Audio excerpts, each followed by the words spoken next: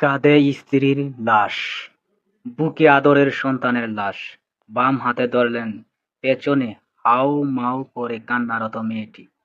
একজন পুরুষের কাঁধে স্ত্রীর নিথুর দেহ, বুকে আদরের সন্তান, আর পাশে বাবার হাত ধরে কান্নারত লাল জামা পরা ছোট্ট মেয়েটি। বাকি সবাই ভিডিও করছে। এই দৃশ্য কোনো সিনেমা নয়, বাস্তবে নির্মাতা। ঈদের আনন্দের পরিবার নিয়ে বাড়ি ফিরছিলেন, কিন্তু একটি ট্রেন মুহূর্তেই কেড়ে নিল জীবনের সব সুখ, রেখে গেল আজীবনের সুখ। কিছু দুর্ঘটনা শুধু মানুষকে না, পুরো একটা পরিবারকে ভেঙে দেয়। আল্লাহ নিহতদের মাফ করুন, আহতদের সুস্থ দিন, আর স্বজনদের ধৈর্য ধারণ দান করুন। এই ছবিটি, এই ভিডিওটি নরসিংদী কক্সবাজার এক্সপ্রেস বিচে পড়েছে। মা ও সন্তান নিহত।